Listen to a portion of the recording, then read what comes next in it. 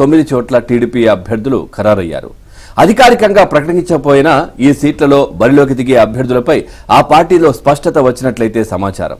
సామాజిక సమీకరణాలు, విజయావకాశాలు, స్థానికంగా ఉన్న పట్టు తదితర అంశాలను పరిగణలోకి తీసుకుని ఆ పార్టీ నాయకత్వం వీరిని ఖరారు చేసినట్లయితే తెలుస్తా ఉంది. మిగిలిన 5 సీట్లపై కసరత్తు నడుస్తోంది.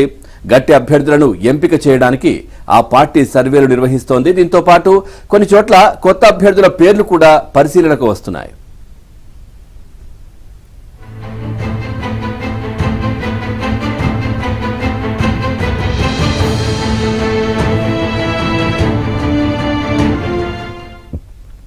ఉమ్మడి కర్నూలు జిల్లాలో 2 లోక్సభ స్థానాలు కర్నూలు, నంద్యాల ఉన్నాయి. వీటి పరిధిలోని 14 అసెంబ్లీ సీట్లలో కర్నూలు, నంద్యాల, పాణ్యం, బనగానపల్లె, ఆలగడ్డ, శ్రీశైలం, డోన్, పత్తికొండ, ఎమిగనూరు సీట్లలో టీడీపీ నిలిపే అభ్యర్థులు దాదాపు ఖాయమయ్యాయి. ఇంకా నందికొట్కూరు, కోడుమూరు, ఆదోని, ఆలూరు, మంత్రాలయం సీట్లపై నిర్ణయం జరగాల్సి ఉంది.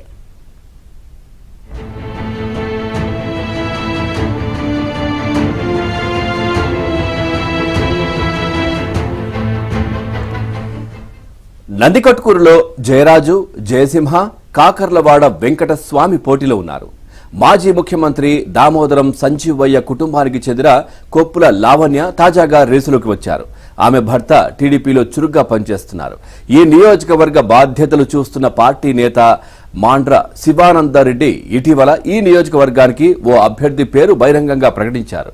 కానీ పార్టీ వర్గాలు మాత్రం అధిష్టానం కసరత్తు ఇంకా కొలిక్కి రాలేదని అంటున్నాయి. ఇక్కడి సిట్టింగ్ ఎమ్మెల్యే ఆర్థర్ కు వైసీపీ టికెట్ నిరాకరించింది. ఆయన టీడీపీ నేతలతో సంప్రదింపులు జరుపుతున్నట్లు ప్రచారం జరుగుతోంది.